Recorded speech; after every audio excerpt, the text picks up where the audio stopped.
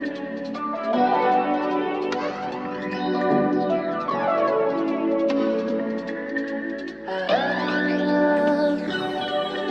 about changing locations and shit. Man, into this motherfucking bag. Stand on the way I made. Sacrificing time for this shit. Man, I got a plan. Tried to tell niggas years ago. They ain't understand. Riding by myself and it's cool. I'm all in my head. Everything in life you can't replace. I build relationships. Pretty little smile make a nigga wanna lock it in. We met the same time I lost a friend. We should try again. You been on my mind. You should hop in. I ain't gon' hurt you, baby girl. You know we locked in. Used to be on FaceTime calls on the regular. Never made time, landed on my busy schedule. Now every time I hit the bay, you know I think of you. Working on your brand, love, you know that I. Damn. What you doing? We try to open the liquor store twice. But what's good with y'all, man? It's your boy, Henny the Moore, reporting live from the liquor store. How's everybody doing? And to my right, I have the most nefarious, Don't do it. underhanded, Oh no. shiesty, diabolical, Yikes. insidious, villainous, blasphemous Wow. person to ever grace my eyesight. It's very Landlord. hold on. It's very distasteful for you to behave this way on a Sunday, Hen. I You was can't saying be the same telling about these you. fibs on a Sunday like this, man. That is very distasteful of you. Now, But how you doing today, sir? when have I ever told a fib about landlord? I'm just saying, man. You know what I'm saying? They I'm know just what's saying. going. They know what's going on, man. And they said roll tide. Yes, Roll Tide, they, absolutely. They beat up on a school full of farmers. What they call Western Kentucky or some shit. Don't do that. They West called it- Kentucky much better than a Hell lot of nah. other teams. They They them are. boys are called the hill toppers. They stand on Hill top of toppers. hills. Look at the stars and ask God why did they have to be born in the country like that. And why did Alabama have to beat the stuffing out of them? Yes, sir. Man, them boys went to school for agriculture. You over here beating up on them, man. Them boys trying to learn how to farm and milk cows. Ain't nobody tell them to roll up on this field against the Tide. Ain't nobody tell them that. You know what I'm saying? They should have learned about that. You know what I'm saying? But how y'all doing this morning? Salute to the trap over there. Salute to the liquor store. We in the building with it, man. How you feeling today, man? I feel great because as much shit as I talk, I did love watching Arkansas destroy Pine Bluff. So you know, I can't even sit here and That be- sound like a penitentiary. Like Man, when you playing, I think they do got a pen. that sound like a penitentiary. I think that's the only way I heard of them. Yeah, I think there Sounds is a pen bad. in Pine Bluff while I'm bullshit. Matter of fact, there is a pen in Pine Bluff because my uncle was locked up in Pine Bluff. Both my uncles ended up in Pine Bluff. See, I knew you was nefarious. And I had a Okay. cousin. Yeah, you Yeah, so nefarious. it be like that sometimes. Though. Yes, that boy said Hale State, Longhorns. I didn't think Longhorns gonna beat the shit out of Colorado State like that. I thought Colorado State would at least score a touchdown because they got one of the best wide receivers in all of college football. That man got neutralized. He can't do nothing without a quarterback. Well, that is true, but Tell you that much. hey, it is what it is, though, man. You know. Hey, shout out to Colorado State's running back though. That man ran for over 100 yards against the Texans' defense as a freshman. Did you see that running back out of Boise though? We might need to keep him on the radar. Oh, he's on the radar already. That dude had 6 touchdowns. Man, there's really a bunch of dudes that had great, opening days. Ted McMillan went off. Ted was already going to be a first-round pick. He might have made himself wide receiver one with what he did. He had the second most receiving yards in Big 10, Big 12 history. I forget what conference it is now after the realignment. But They did a lot of changes this season right here. I got to catch up on a lot of stuff. Yeah, that man had over 300 yards. 300 yards receiving, like 4 touchdowns. He was already a first-round pick. Yeah. So, like, listen, when it get time for Cowboys College, you'll hear these names again. But while y'all watching the games, y'all take notes because it's not like we're gonna draft random dudes. Like the guys that going crazy in NCAA this year, just drop their names down and check to see if they're juniors or seniors, and you know they're probably coming out at that point. Absolutely. That's easy. That's some of the easiest ways you can get ahead of the draft process. Any guy you like that flash on the screen, make sure you holler at us or write it down. You know what I'm saying? We'll look into them. Exactly, man. But yo, man, we got a lot to discuss here, man, because it don't seem like it, but a week from today, the Dallas Cowboys will be taking the field for the first time in a game that actually matters. Right? Dallas Cowboys will be taking on the Cleveland Browns. And boy, this a hell of a matchup, man. I ain't gonna hold Great you. one. I ain't gonna hold you because they're good. Like I looked through the roster, I looked through the numbers. This is a damn good team we're finna play, man. I'm not gonna even sit here because normally you hear the Browns like you automatically mark that as a win. The Browns been like that. The Browns been like that for years at this point, man. Yeah, I mean, they won against us the last time. Some people on my channel reminded me of the OBJ reverse that he ran with about a 50-yard touchdown on us. And that game was so crazy. Dak came all the way back with the offense. And you remember we ended up losing still, though. But it was like we was down big, and then it looked like, hold on, put the starters back out there. They coming back. Like, it was crazy. So we definitely need to be prepared for these boys. They're a real formidable opponent. And we up here talking about gossip and rumors and mess. and that ain't going to help us out. On my show, I did an exercise and showed when I Googled these other teams, I showed you what their headlines was. And then I went and showed them what our headline was. And it looks like we the ones that got the distractions. Right. And hey, my boy Dumby Talk said, are we trusting Watson? No, but they win despite of Deshaun Watson. Even though Deshaun Watson has been garbage the 2 years that he's been in Cleveland, they still win despite of him not doing much to help the offense out. Because we're going to go through the numbers, we'll go through the personnel, we'll go through all the other stuff. But there are changes that happen in Cleveland. They got a new offensive coordinator. They got new receiving weapons. So it's not like it's going to be a copy and paste of the last 2 seasons in Cleveland. I'll say this. Oh, it was going to be quick. I'll say this. If we got a new defense, but I was just about to ask you, name a quarterback who don't do that good against us. Like, most quarterbacks do decent against the way we play defense. Like, I don't know why. Like, they usually ball a little bit against us. So, I mean, let's see if Zimmer can break that trend. That's what I want to see. Like, you know what I'm saying? Especially those mobile quarterbacks. Deshaun's still running. Like, the tape I seen from last year, he's still a takeoff running and looked pretty good doing it too. So, you got to watch them. We always kind of struggle with mobile quarterbacks and stuff too. Exactly. So we'll see what happens though, man. But let me go ahead because I put together notes and numbers and shit, and we'll go through it real quick. So boom, let me see. This is the one right here, and I'll scroll back to the top. Can everybody see this? Yeah. All right.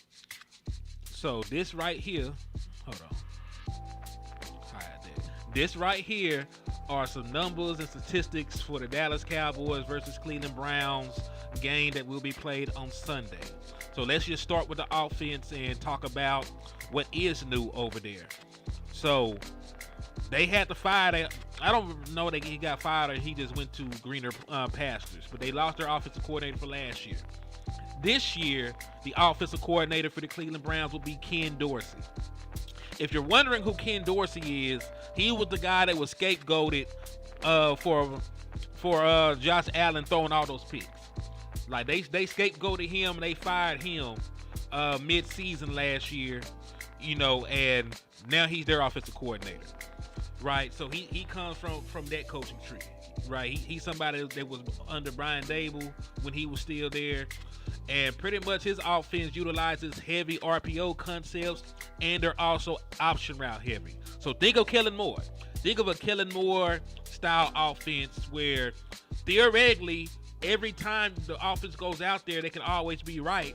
But if the defense shows them something and they confuse the wide receivers or they confuse the quarterback, then they can always be wrong as well.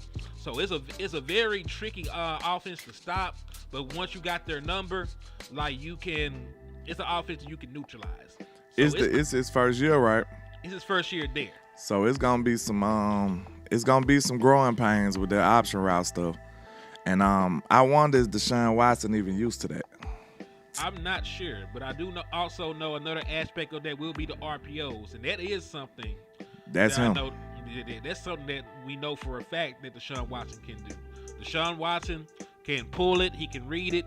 He can make the he can make the throw behind the defense if the linebacker gets sucked up by the running motion. So that is one thing I do want to see how we defend. Like how efficient will our defense be against a RPO style offense?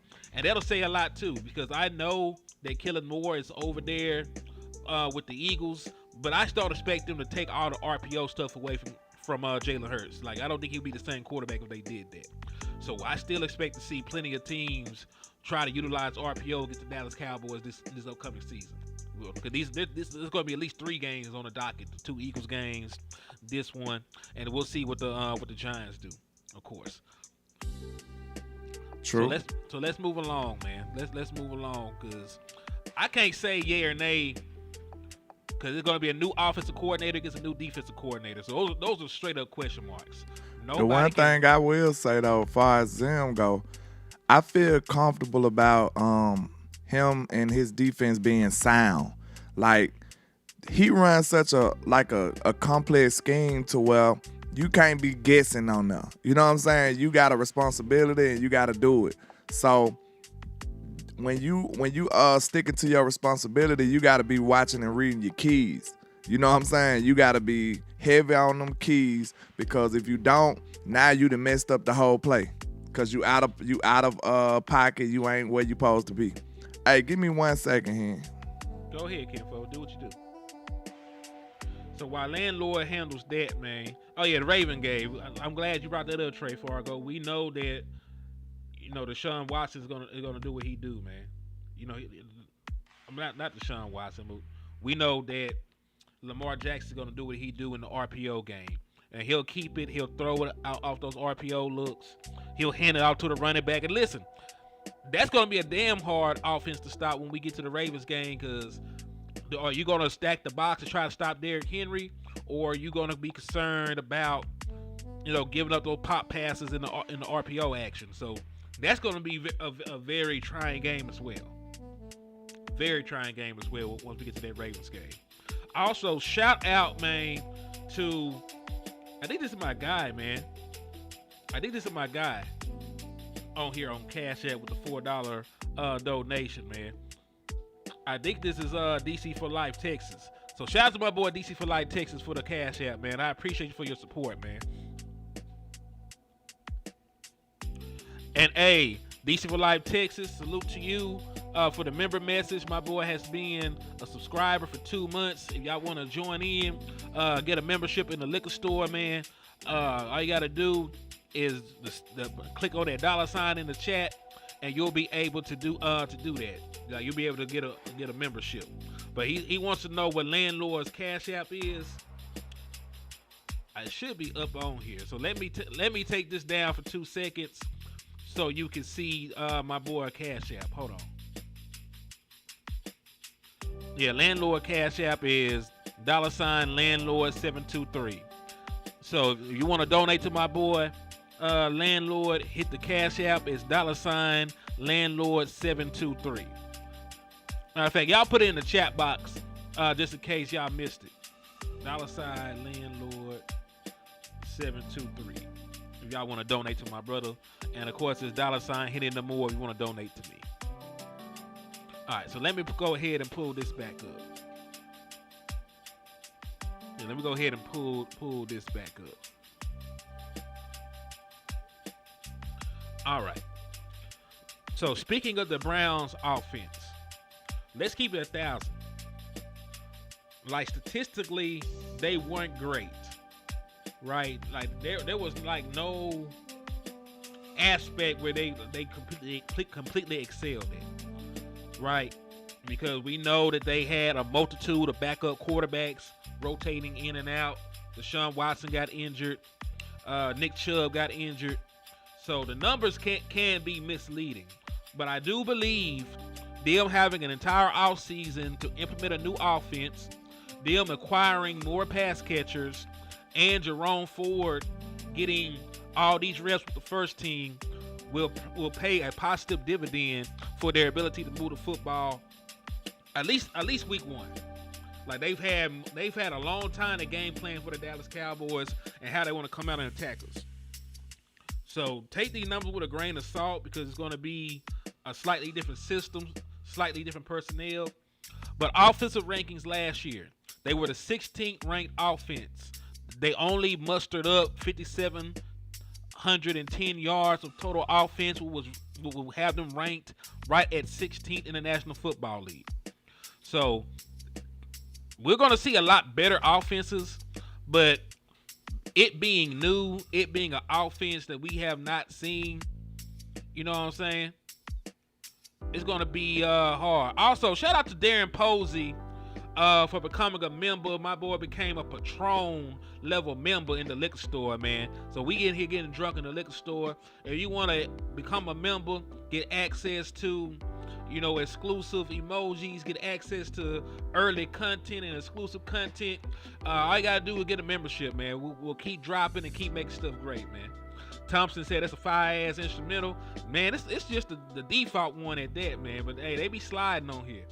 I don't know who got the sauce up here making these beats, but hey, it be coming in handy too, man. So yeah, it's the newness to the offense that concerns me. It's the newness and it's the fact that they do got good offensive personnel over there. So just because they didn't put it together last year, they got great wide receivers. They got a very good tight end. The offensive line is very stout. And Jerome Ford is no pushover either. But let me just get through the rest of these statistics, and we'll talk about the actual personnel. So this team was also 19th. Right, it was also the 19th graded 19th graded passing offense in the National Football League. Cowboy Stano said he need that membership. Should go on there, man. If you go to the YouTube, you tap on the $sign, you can choose what membership you want to get, man. And just because y'all are getting memberships, I'll add some exclusive content tonight. So, you know, it'll be members only content premiering on the channel tonight. If you want to see it, go ahead and hit that $sign and get yourself a membership, man. Y'all forgive me, I had to take an important call, but we back with it, man. Man, listen, we are Cowboy live streamers, man. Like, we got stuff we got to do. And really, man, shout out to Landlord for even being here in the first place, man. Landlord was supposed to be at work right now, getting overtime, but he's a good friend and he's a great content creator, so he took time out his day and guaranteed money to jump on here with us to talk this Dallas Cowboys Brown because he thought it was important to bring out this content, man. So if y'all can show my boy some love for looking out, hit his Cash App. It's $Landlord723. You know, get his memberships too. He'll be dropping some exclusive content. And just make sure you show Landlord that you appreciate him for the sacrifices he making in this space, man. He a real one. Man, I appreciate you, Hen. I really do, man. Thank you. Indeed. And thank y'all too, man. Y'all know we do make sacrifices for this, man. It's not easy. You know, we working towards full time, but we not full time. So, you know, we gonna have to sacrifice sometime. But we still gonna make sure we do what we can do for y'all, man. He said, Landlord, don't get fired on your day off. Dun, dun, dun. I was building a clubhouse, Darren. I had to build a clubhouse. All right, so Landlord, based off these offensive numbers, right, it doesn't seem like they're the greatest offense in the world. But I do want to caution people. Like I said, new offense, different offensive pieces, new scheme. It's the newness of stuff that concerns you sometimes. Because it's not like you've seen this offensive system in Cleveland with the personnel that they got. Yeah. So what are your thoughts about facing the Cleveland Browns offense? Like I said, we just talked about it. Deshaun Watson kind of like a mystery though. Cause like I ain't gonna lie to y'all. I look at him as a talented quarterback, you know what I'm saying? But I just don't know what's been wrong with him for the last couple of years. And guess what? You know what's usually the remedy for every struggling quarterback? You know, playing the Dallas Cowboys. I don't know what it is about us, man. They get better and get way greater when they play us. Every quarterback. It seems like every quarterback play a little better when they play the Cowboys. So I'm not concerned. It got my antennas up, I say. I'm watching Deshaun Watson. This would be a great way for him to start the season on a good note. You know, just trying to ball out and stand on the Cowboys. That'll be like a Super Bowl for the Browns right now. And this a fan base that ain't had much to cheer about for years. So they feel like they in a resurgence. They feel like they want the smoke. I'm telling y'all right now, last year, that fan base was loud every game. Them boys was wilding out there. So just imagine how that stadium is gonna be when the Cowboys roll into town. Like, it's gonna be ridiculous. So this low key gonna be one of the wildest games, I feel like. Then it's the first game of the year. Everybody still got their whole future in front of them. Everybody's gonna be as healthy as they could be. This gonna be a good one. Now, we got a little lucky with Nick Chubb not playing. We did, because you know what I'm saying, he's a great running back, in my opinion. But they got another dude forward. You got to worry about him. They got a full wide receiving core. So, you know, Deshaun Watson going to have all the weapons at his disposal. They got a great tight end. So, it's a lot of – they present a lot of challenges. They really do. So, I already started thinking about the matchups I want to have on them. So, you know, I don't know if you talking about that right now or just the outlook on their offense. Let me know. We can do both. Let me get through these last numbers. I'm glad that you brought up Jerome Ford, because I know people think like, hey, Nick Chubb is out, man. So we ain't gotta, you know, we should be fine. Shit, that boy hard too. Yeah, he good too. Jerome Ford would probably be running back 1 on the Dallas Cowboys. Probably so. I mean, I'm not saying that to be hyperbolic or anything like that. Like, he's really a very talented running back with some explosive running capability. So these are Jerome Ford's numbers, and after we give you Jerome Ford's number, I want to hear this matchup that you want. So Jerome Ford, 204 rushing attempts. Remember, he was not the starting running back to start the year. Nick Chubb was, so he had sporadic work until Nick Chubb got injured. So despite that, he still ended up with 813 yards, 4 yards per attempt, 4 rushing touchdowns. So he did pretty damn good, in all honesty, especially knowing that the Browns had multiple backup quarterbacks. They were stacking the box a lot in games, and he still had production. Yeah. So go ahead He's with those good, matchups. man. Huh? Go ahead with those matchups. I want to hear this. Yeah, I just said specifically I want Ranye Thomas on their tight end. What's his name again? It's a wild name. Yeah, David Njoku. Yeah, I want Ranye on him because I feel like Ranye probably the best athlete far as size-wise that we got in that secondary that could really just be a problem with him. Or either Izzy could do it. I say Izzy or either Ranye. But we need somebody to just match up and just take him out the game. Or try to. So another thing that's concerning to me, like, I thought about this yesterday on my show. I said, listen, I could have sworn our goal was to bring Trayvon Diggs along slowly, but at the same time, we can't because Deron Bland got hurt.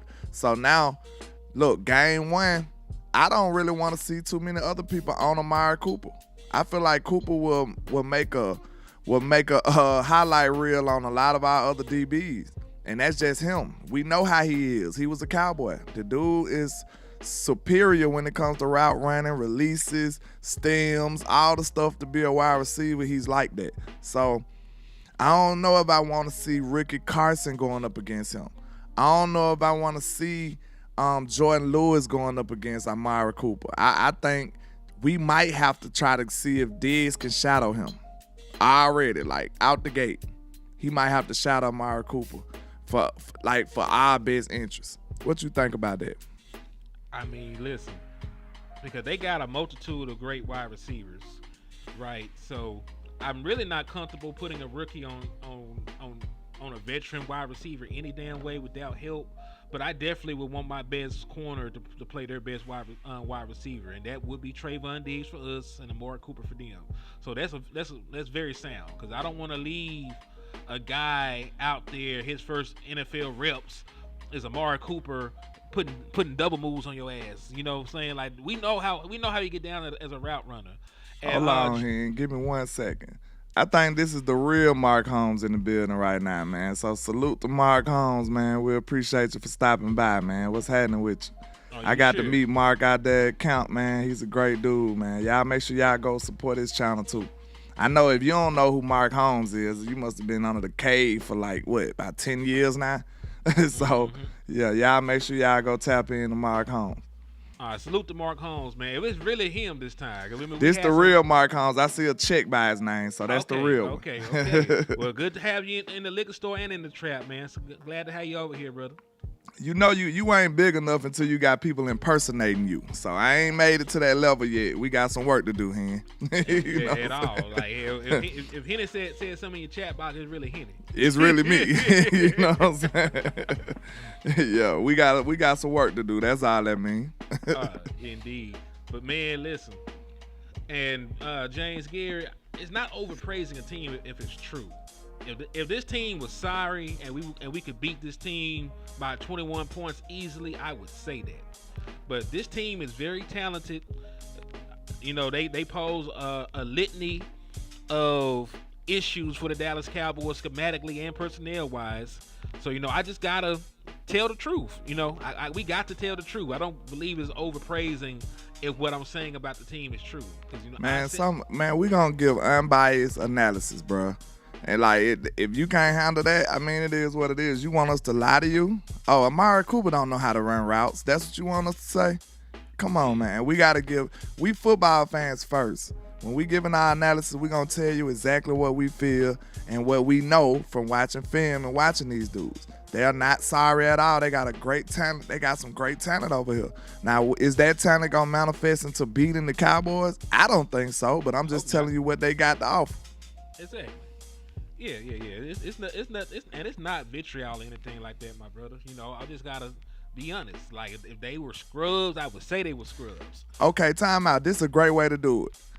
If David Njoku was on the was a free agent, would you want him to be on the Cowboys? Hell yeah. That man had over 800 yards last year. That right there let you know that they good. If Amari Cooper threw a temper tantrum and said he want to go back to Dallas, would you accept him with open arms right now? Of course. I know some of y'all don't like Jerry Jeudy, but I say, yeah, bring Jerry Jeudy over here. I would. Elijah Moore. You see what I'm saying? Like, that's how you do it. Look at them. Don't look at them as opponents right now. Look at them when you doing your analysis. Look at them as free agents, and then tell me how good they are. Right. And listen, I'm not saying that the Cleveland Browns don't respect the Dallas Cowboys, because a Brown content creator should be saying the same things we're saying about the Dallas Cowboys, because we're also a super talented team.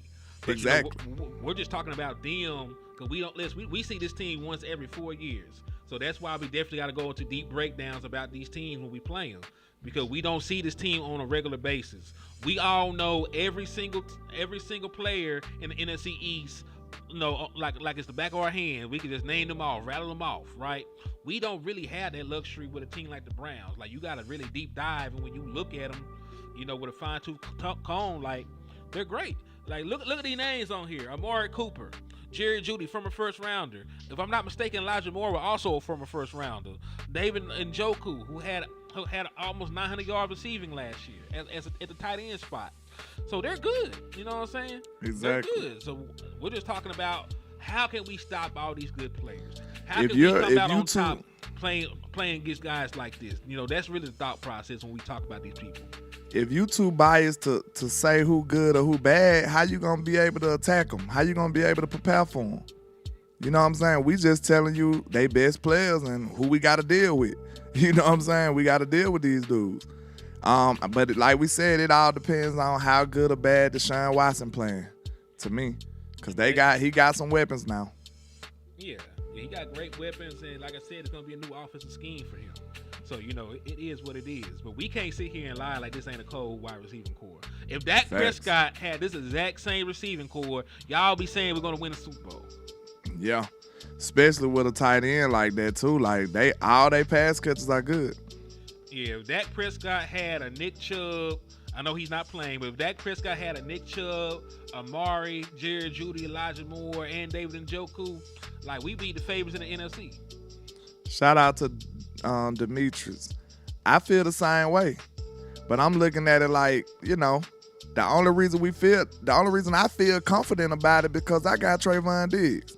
I know he coming off an injury, but I'm like, shit. If I had I wouldn't take too many corners other than Trey. That's just me. So that's always been my stance. You know what I'm saying? Even when people would say, oh, he just catch interceptions. Landlord felt like Trey was always one of the best corners in the league, probably the best. It ain't meaning I'd take over him. No lie. It ain't meaning I would switch out for Trey. So, I mean, I feel confident of going up against almost any wide receiver, to tell you the truth.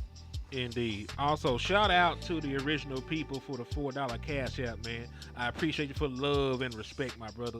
And, hey, if y'all want to donate, help keep the lights on in the liquor store, support, hit that Cash App. It's $Henny the Moore. If you want to help buy an ounce, you want to be a certified trapper, hit my brother Cash App. It's $Landlord723. Buy an ounce of this content.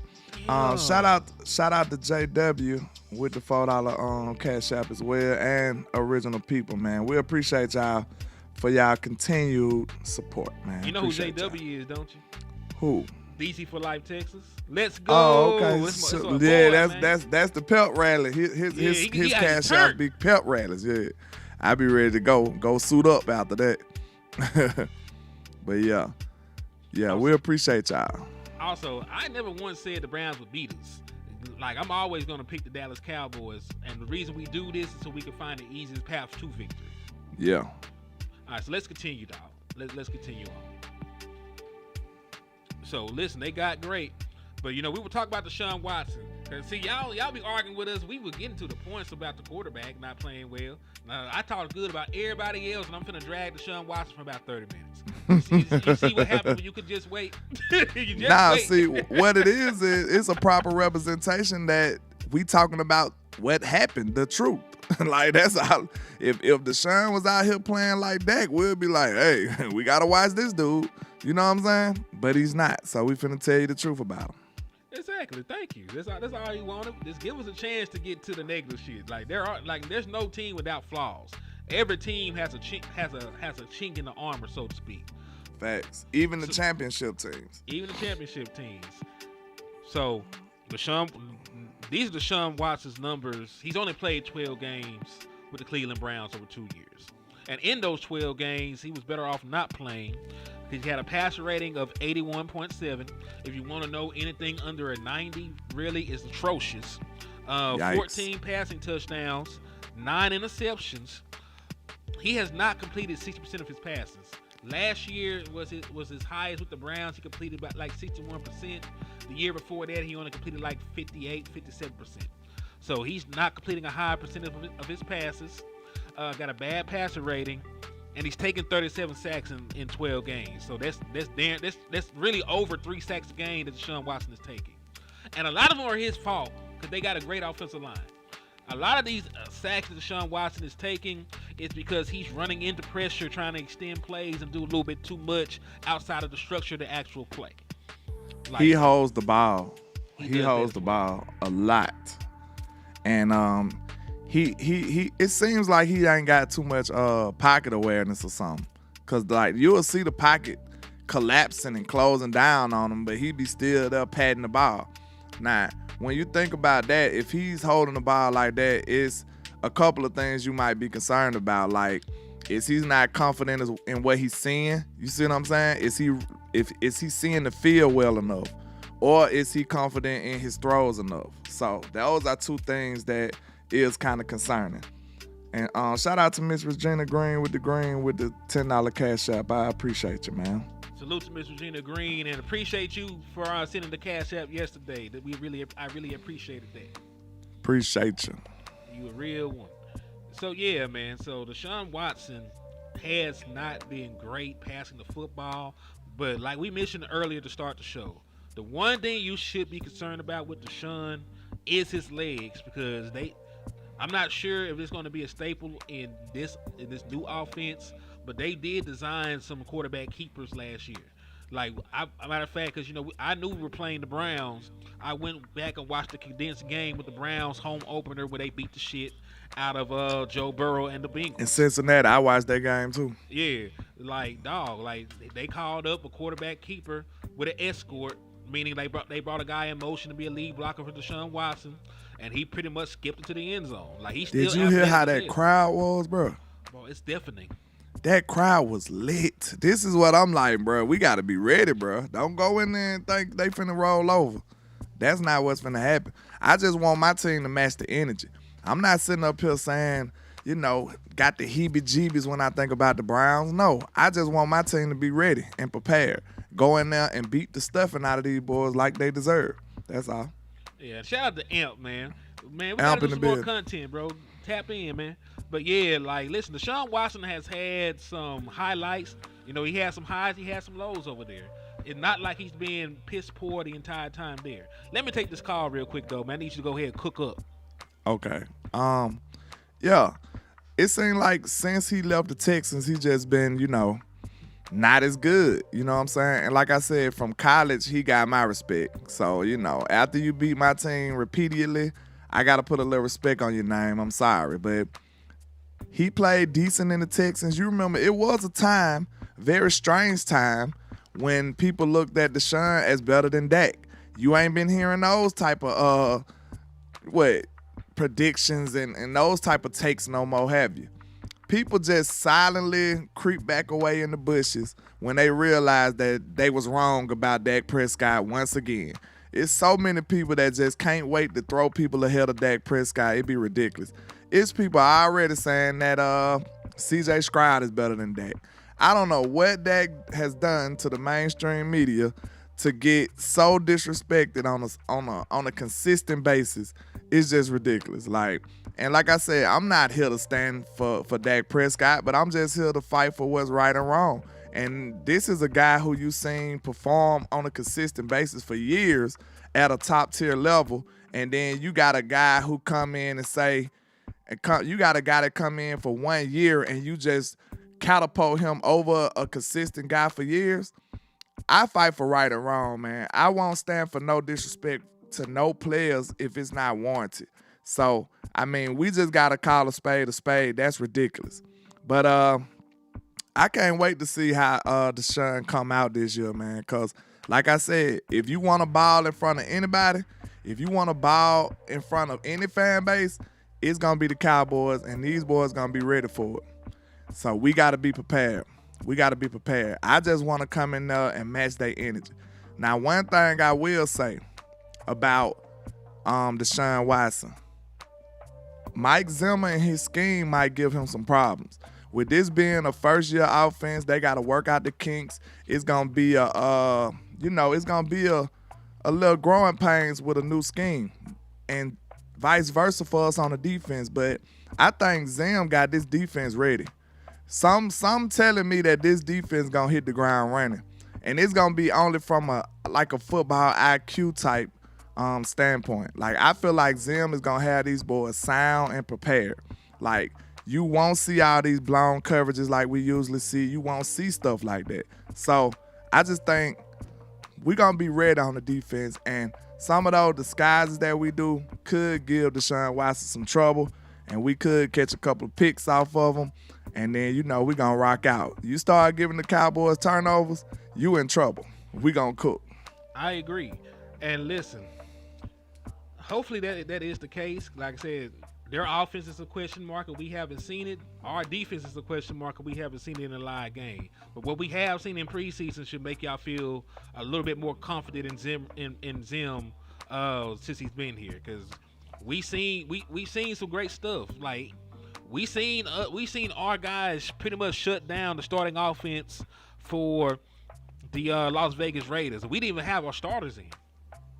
You know True. what I'm saying? So that happened. That was real. You can take things from those reps and what you've seen from that. But this might end up being a defensive battle because we got a very good defense, as Lando was pointing out. Brown was the number one defense in the league last year. They were the overall number one defense. They gave it the least amount of yardage of any team in the National Football League.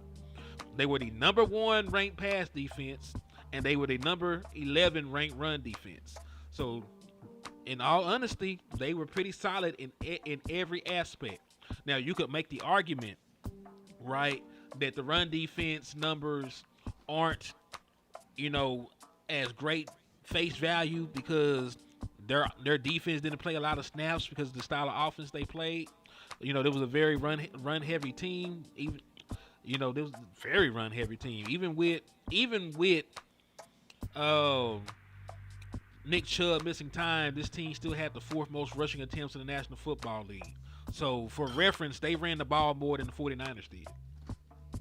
They weren't as efficient, but they had more rushing attempts than the 49ers did. And we think of them as a run-centric offense, right? What we said, you tend to run the ball when you're not that confident in your quarterback play. Yep. You're going to run the ball more than other people. You remember we had some kind of discussion about that. I can't remember. But, it depends on your personnel, how you handle stuff like that. Like, they looking at Deshaun like, I don't know about you, my boy. We might need to hand the ball off a little bit more. I'm also saying this. It's not solely on Deshaun because he only played 6 games. He's played 12 games since he's been in Cleveland. I mean, just think about it. A backup is even worse. That's my point. We finna hand the ball off, yeah. Do you not remember they had Joe Flacco out there and took him to the playoffs? Ah, man. You remember Joe Flacco came in slinging that hole though, but yeah. But yeah, he just was not that good, but he was risky with it. Yeah, he was just throwing that mug around just for the hell of it. He won comeback player of the year somehow. But he like, this is my last year. Didn't he retire after that? Man, that man's still in the league. That man a backup. Oh, he stayed? Man, wow. Why not stay? That's the best thing you can do. Joe Flacco already won a ring. He already been one of the highest paid quarterbacks in the league.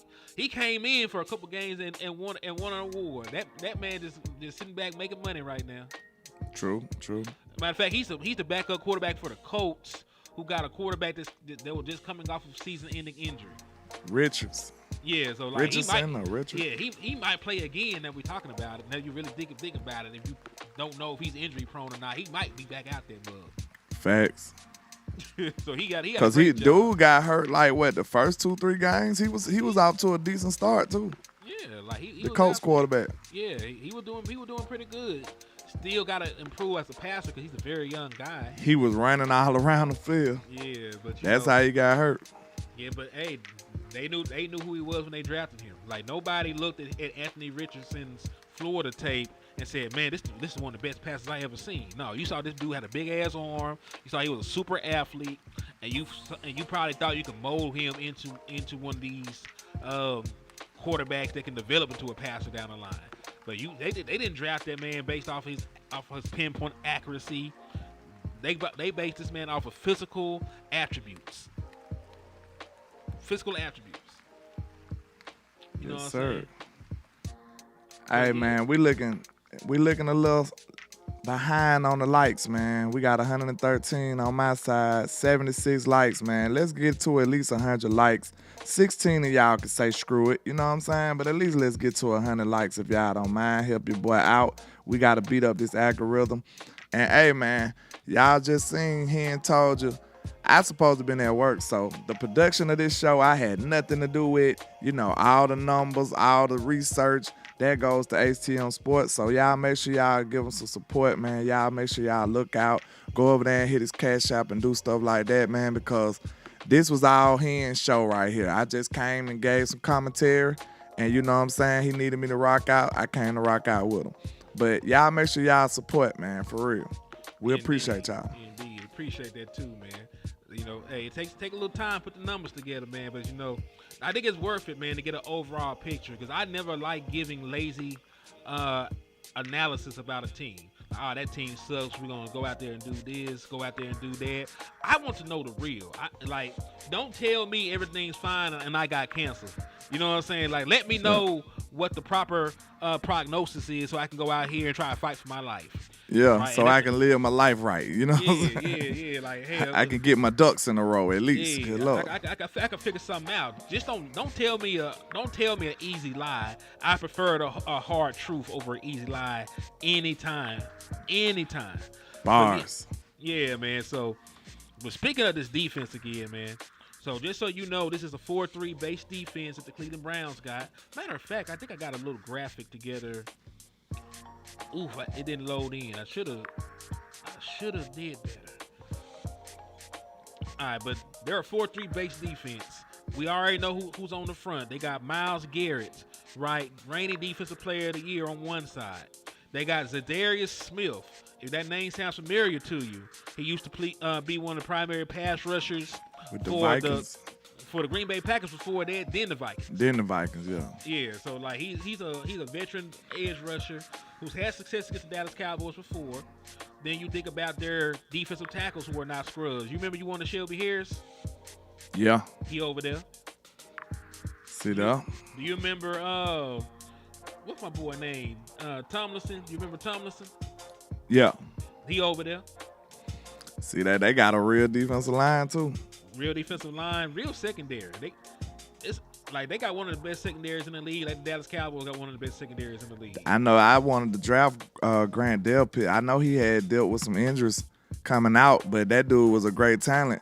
And it looked like he done rejuvenated and, got his career back. He been out there balling. Yeah. You remember we wanted to draft Thornhill, but we went and got Tristan Hill? Uh-huh. See them boys. Then they got Denzel Ward, cornerback. Then they got a couple of more cornerbacks. Like Greg so Newsome. Yeah. I like bro. I'm not sitting up here doing a praise dance for the Browns. I'm just saying they got a good team. You know what I'm saying? And they got one of the best linebackers in the league in Jock. We wanted to draft him, but the Cowboys had other things. I know one of the, Tuck be on it. I think Tuck was one of the main people saying, JOK, we should have drafted him. Well, he out of Notre Dame, I believe, right? Some shit like that, yeah. Yeah, Jeremiah Owusu-Koramoah or something like that. Some shit like that. Yeah. I think he out of Notre Dame. He's a fire linebacker. We wanted him too, and he done came over there and took over. Mike linebacker and all that. And we're like, what? He ain't been in the league in about 2 years. Louise, I know you're not talking about last year when your defense gave up 28 points per game against teams with winning records. You do know that's an actual stat. The Dallas Cowboys defense last year feasted off of subpar teams, but when a real team rolled around, they were out here getting 30-pieced. Do you not remember that the damn Seahawks couldn't score points all year until they played the Dallas Cowboys? And Arizona ain't beat nobody but the Cowboys. Yeah, then all of a sudden, they are here and blew us out, right? Green Bay Packer game blew them out, right? Buffalo Bills blew them out. Do you know what all those teams haven't come outside of the Arizona Cardinals? They were good. Dallas Cowboys were beating the shit out of the Giants. Dallas Cowboys, even the Eagles put up points on us the first game.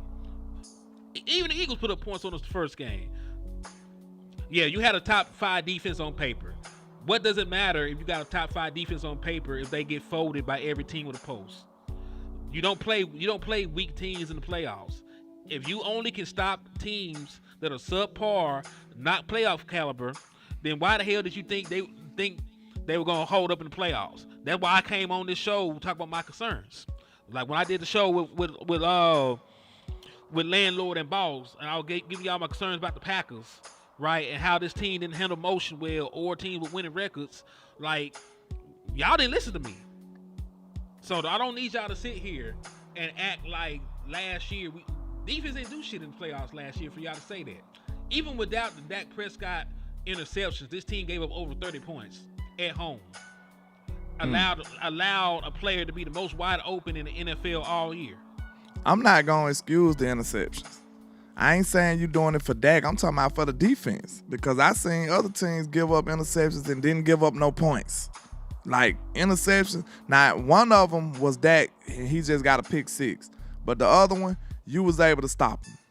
And you did it. I seen the Ravens do it. I seen the Chiefs do it. Why we couldn't do it? We was so gangsta on defense. What's up? You was able to stop them. You could at least held them to a field goal. We gave up touchdowns. And this is the thing, man. Like, the reason that people defend Dak Prescott as much as they do is not because he doesn't deserve blame. He deserves blame. Dak Prescott be fucking up sometimes. Yeah. The issue is Deer-eyed Dak be coming out sometimes. Yeah, the issue is y'all just stop there at Dak. Like, nigga, y'all love everybody else. Like, Trayvon Diggs has been bullied in the playoffs before. Y'all ain't said nothing about it. Like Michael Parsons has come up small in the playoff before. Y'all don't ever say anything about it. He didn't record a stat against the 49ers, right? It was either 49ers or Green Bay. I can't remember. Y'all I think he didn't record a stat. Y'all love the offensive line, but this same offensive line gave up 20 pressures and 5 sacks in the very first 49ers playoff loss. Like, y'all never criticize any other aspect of the team but the quarterback. That's why people are like, hold the fuck up. Like, yes, that be tripping, but it's not as simple as just swapping out a quarterback. Like, everybody else got to do their damn jobs too in order for us to win these damn games. You know what I'm saying? And if people do, it's a small minority. It's plenty blame to be given around, man. It's plenty game to be blame to be given around. That's why it get frustrating when you don't like place the blame properly. We just stop, like he said. That's what made people frustrated. It's like, okay, you can't see past the quarterback. We know he got his issues, but his issues might not even be the biggest concern. That's what's crazy. Like, his issues might not even be the biggest concern or that has the lion's share of us losing. It's other stuff that's like, man, if we can get this handled, we'll be good. Like, the people that can't stand Dak, ask yourself, what the run game did for us? Exactly. What did the run game do for us in the playoffs? This is another thing we talk about. Nobody batted an eye when Ezekiel Elliott got shut down in the Rams game and then held out. Right, Zeke got shut down in the Rams game, then held out, or did he hold out before his third? No, it had to be after. It had to be. He couldn't get a contract extension before then. So Zeke held out, then we missed the playoffs. Y'all ain't say shit about it. That man was coming off of a horrible playoff game, but y'all ain't never say anything about that man getting his money or anything else like that. You know what I'm saying? Yeah. Like, nobody ever criticized piss poor playoff performances unless it's quarterback driven.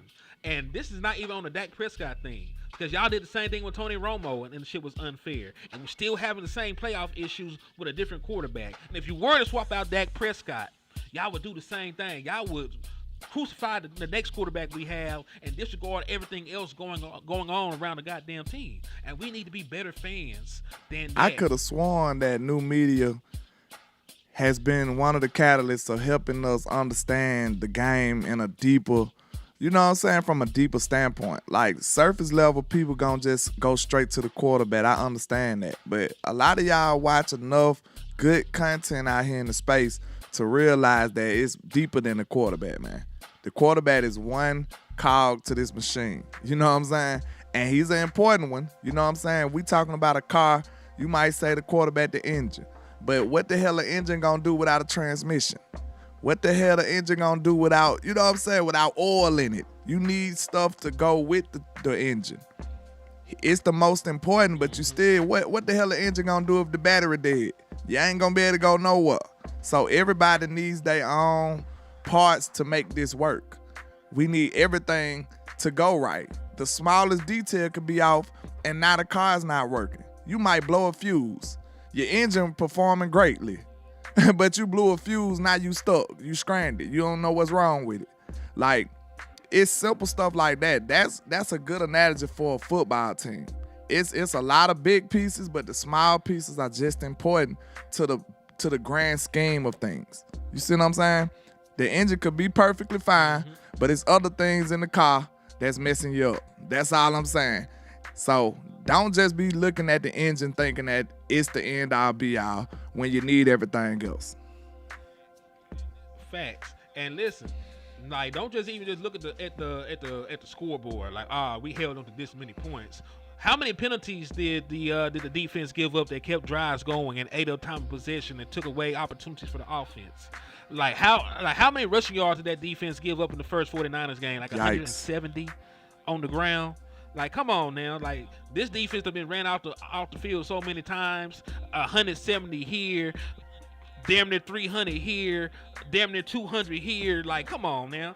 Like, this very rarely in these playoff losses had this defense showed up for you. Like a lot of y'all want to count the 2021 game. Them motherfuckers had 12 penalties. They allowed like 180 yards on the ground. Who you gonna beat like that? And then you playing a formidable team like the 49ers, and you had 12 penalties. The 3rd and 20 in 2016. Y'all wouldn't be talking about Dak Prescott. This man had you in position to go to the NFC Championship game, and your defense gave up a 40-yard completion on 3rd and fucking 20, and we sitting here talking about Dak Prescott. Do they think Dak is Travis Hunter or some shit? Like, do he play on both sides of the ball and we don't know about it? Man, 2018, Dak Prescott had you up in that game. Your defense proceeded to get ran off the field. And even then, even as bad as the game went, if you could just got to stop on 3rd and medium, the offense would have had a chance to get the ball in time. I think that car analogy was so good because, look, you can have an engine, but you ain't got the rest of the car. What the hell you going to do? It's like you need everything, bro. You just need everything. Like I know nobody. That's not a popular take, but it's the truth. You need everything. It is the truth. And listen, part of me wants y'all to get exactly what you want. Part of me wants y'all to live without Dak Prescott, so y'all can either go through the quarterback carousel or go through the same shit of saying the quarterback should win the whole goddamn game by himself with the next guy. So Guess what? I think I got it, Hen. I think I just figured out the glitch in the matrix, bro. The problem is you don't hear people talk about average quarterbacks as if they should carry the whole load. Yikes. Give yourself an average quarterback and then tell me how the load need to be distributed. You only say stuff about that about great quarterbacks. You see what I'm saying? That just means y'all just don't understand how to distribute the load. Like, look at this. Who name any average quarterback who they got championship aspirations on. Like, that's not happening. Daniel Jones got to shoulder the load for the Giants. I almost said something. Who's saying that?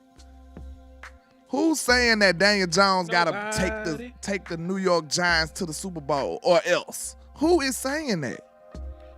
Who's saying Gardner Minshew got to take the Raiders to the championship? Who's saying that? You gotta be. That's crazy, bro. You got to have the roster. That's crazy. When you think about it like that, now you start to really understand how cynical that is when you trying to say that a quarterback got to do it itself. That just means you putting too much on the quarterback. You see what I'm saying? That's all it means. You putting too much on the quarterback. If you look at these average quarterbacks, you ain't thinking like that. You like, man, everybody need to help him and he need to help us. Like, you go straight to a team. You like, we need to do this. You don't say he, you say we. You start talking in French.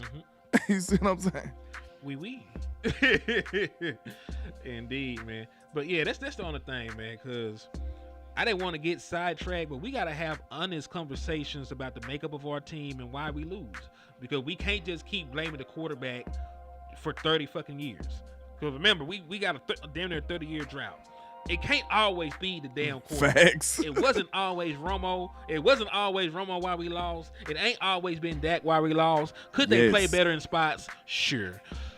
Could they have gotten more help in spots? Sure. Because even in that 49ers game, if Cedric Wilson had not lost his battle, he probably win the damn game. The man got behind the defense and just got tripped and couldn't catch the goddamn ball. Better play calling, you might have would have won. If Jerry Jones wouldn't have meddled and got in the way, you would have had this amazing offense that you just seen last year in year one back then. I just tell you, my guy. Somebody, hold go on ahead. Real quick, landlord. Let me go get this ahead. out before I forget it. You definitely can say that he's playing at an MVP level because most people that win the MVP don't win the damn Super Bowl in the same year. An individual performance by a player is not the end-all be-all for Super Bowl contention. You can be a great quarterback and never win a Super Bowl. Do you know that Warren Moon never even made it to a championship game? Do you know that Dan Marino had one good postseason run and never sniffed a Super Bowl again? Do you know there are multiple quarterbacks in the Hall of Fame right now that never been to a Super Bowl or never won one? Do you know that Nick Foles is a fucking Super Bowl champion? Do you know that Rex Grossman, one of the worst quarterbacks I ever seen play, went to a fucking Super Bowl? So can't we stop this? This cookie cutter quarterback analysis is a pain in my ass. Did you see Nick Foles just did it, and they got rid of him the next year? They said, "Go, yeah. We're done with you. You're not good enough. It wasn't you. It wasn't you." But yeah, man, I know it sounds like it's coming in the form of somebody taking up for Dak, but I swear, in my opinion, bro, you can swap the quarterback out. That's what I'm It ain't gotta saying. be just Dak Prescott. Yeah, I'm Swap the taking up quarterback out. for right and wrong, the truth. That's who I support. Now, if Dak come out there and just completely destroy the game, I'll be the first person to say it. I swear I will. Like, if anybody come out there and deserve it. We didn't kill Dak Prescott. We didn't kill him after the game until we went back and watched the film and saw what kind of help that everybody else got. I want to see Dak Prescott perform to the level he at and have a good run game to lean on when the offense is shaky. You know what I'm saying? That I want to see Dak Prescott have a defense who don't just lay down. Y'all can't nobody in this chat tell me our defense ain't lay down. Can't nobody tell me our defense ain't lay down. But this is what I was saying. Without the meddling, man, I keep saying this. I think I might have been the first person in the space to say this, and I mean it. If Jerry Jones wouldn't have meddled and let Mike McCarthy be the OC when he first came in, we probably would have had a Super Bowl, y'all. No lie. Look at what he did in his first year right now under the offense. Back then, we had Coop, CD, and Michael Gallup. We had Tony and Zeke. You mean to tell me Mike McCarthy wouldn't have gave you a hell of a year with that offense? We just seen what he did with an inferior offense compared to that one. We ain't had nothing but CD Lamb. Then take that back. We had Coop, we had CD, we had MG, we had Zeke, Tony, and Dalton Schultz. And Peyton Hendershot. We had like 3 raw tight ends at that time. Man, Mike would have went crazy. And I don't want to hear you say nothing about year one. Look what he just did in the first year. Dak almost won MVP. You had one of the best offenses in the league. People ain't hearing me, man. We squandered the Super Bowl. I feel like we might have squandered the Super Bowl, and our defense was playing at a top 10 level already, and we screwed it up just from being under Jerry Jones and his meddling. Yep, I agree with you. So, man, listen, Dallas Cowboys got to do better all the way around, man. Because listen, it's tiring having these conversations. Because I promise you, in 10 years, if Dak leaves and we get another quarterback and we still are having the same playoff shit, y'all will still have y'all black asses or whatever ethnicity you is. You will still have y'all asses in this chat box talking about what the quarterback ain't did. I'm just trying to save us from That's all. I just don't want to do something illogical and screw myself over because people overreacting. I don't want to lose a good coach because people overreacting. I don't want to lose a good quarterback because people overreact. I'd rather not. And this is the thing about responsibility. Why y'all acting like the other players have won anything too? Y'all keep talking about what Dak ain't won. Ain't nobody on the goddamn Cowboys done won shit. Why is it only the quarterback? Like, y'all love every other player not named Dak Prescott. And they have done. Ain't nobody other than Brady and Mahomes won pretty much anything. Brady, Mahomes. I'm just saying in general from their mind state about the team.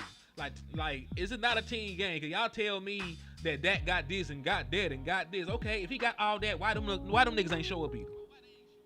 Why they ain't show up? Like, we talk about this defense. Why they always getting punched in the mouth? You talk about these running backs. Why they never? We ain't had a 100-yard rusher since 2018. It's 2024, bro. In the playoff game, Dallas Cowboys ain't had a 100-yard rusher since 2018, and that was against the Seattle Seahawks. So guess what? When we lost against the Rams, we didn't have a 100-yard rusher. When we lost against the 49ers every time, we didn't have a 100-yard rusher. When we beat the shit out of Tom Brady and them, we didn't have a 100-yard rusher.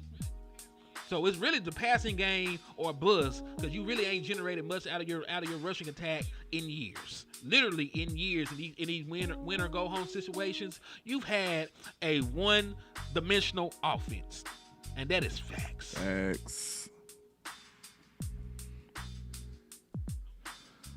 I'm just saying, like, who else you gonna blame? I don't see y'all blaming Zeke. Y'all didn't blame Tony Pollard when he was here and healthy, and he got shut down in playoff games. Y'all ain't blame CeeDee Lamb for dropping balls in the first quarter that could have extended drives. Y'all ain't blame nobody but the quarterback. You ain't blame Brandon Cooks for getting bitched out by a corner and beat to the football for a pick. You ain't blame nobody but the quarterback. Y'all don't blame the offensive line for sacks or not holding up in the run game to help the running backs out.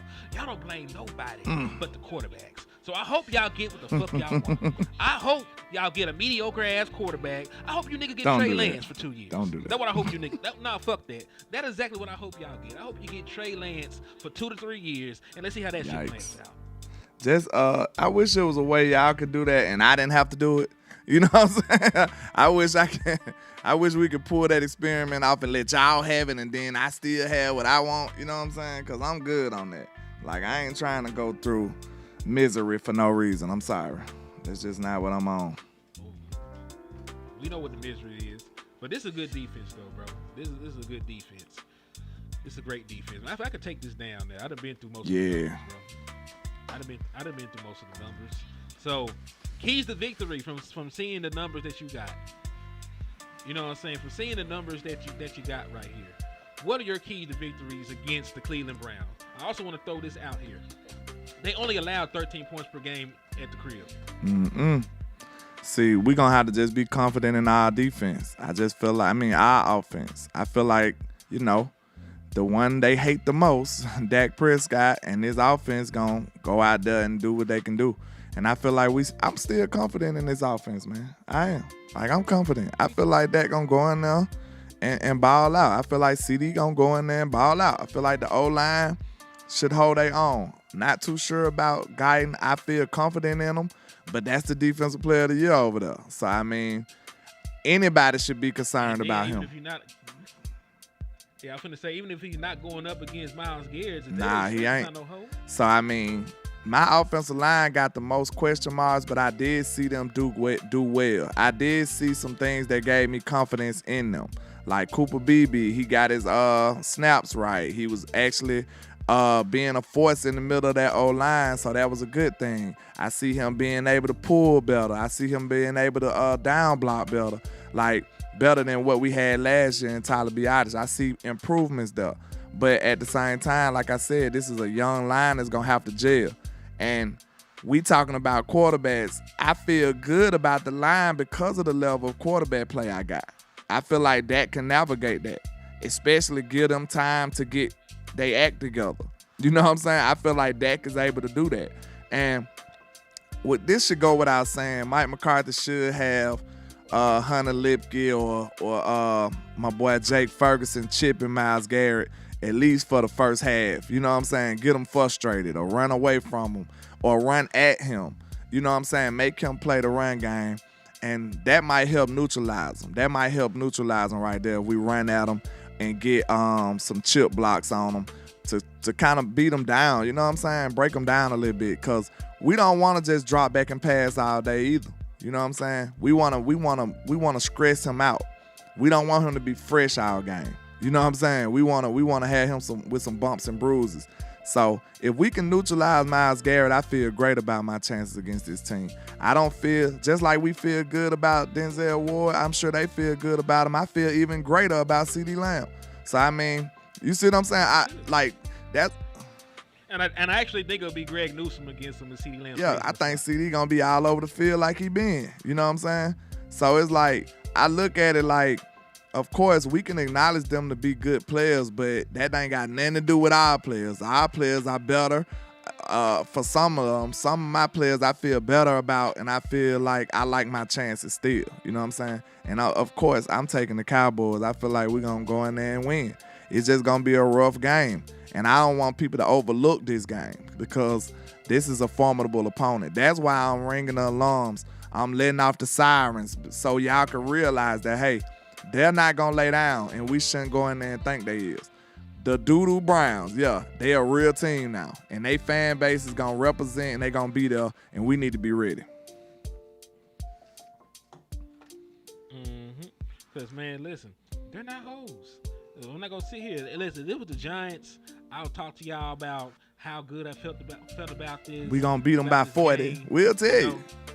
Yeah, like I be talking crazy about the Giants. And you a scrub, I'm gonna treat you like a scrub, man. But if you like that, if you a killer like I'm a killer, and I gotta look you in your eyes, you ain't gonna blink. You gonna see who blink first, nigga. I'm gonna tell you about that. You understand? I wish I had that Mike Tyson experience, clip where you talk about making two punches sound like one on there tweaking. It's like, yeah, it will be two real teams going at each other Sunday afternoon. And we shouldn't be relaxed. You might need to sit up in your seat for this one. You know what I'm saying? Because y'all know every team want to beat the Cowboys. They got incentive to beat the Cowboys. Like, nobody's checking for the Browns. Nobody. Even though they got all this talent we just told you, they still get treated like they're a normal old team. Like, and they very well win that division. Even with the Ravens and Steelers there, they can very well win that division. Nobody's talking about them. They don't get one topic on none of these shows. You know what I'm saying? Nobody's talking about the Browns. So that just lets you know they flying under the radar a little bit. You know what I'm saying? And I don't want us to be like a Green Bay situation like, wow, now we see they talented and they shocked us. Like, nah, we know off the the back that we ready for them. Folks don't listen. Like, listen, folks be purposely obtuse when it comes to their feelings about players. You can get them all the numbers, all the film breakdown. You can, they use wild comparisons. Then when you compare these other situations around the league, you see they don't actually stack up and make sense what they talking about. They don't want to hear that shit. So listen. If you want to be purposely obtuse, that's you. If you don't give a damn about facts, that's you. You ain't got to tune in. But we going to keep speaking that real shit. So, man, we out this mug. Land, let them know what they already, man. Landlord from Alabama with the same handle on all social media, man. Y'all tap in for the win, man. Let's get it, man. Hey, we finna go out there and do what we do, man. We finna go do what we do. Indeed, man. It's your boy, Henny Damore, reporting live from the liquor store. And in the words of West Coast Cowboy, man,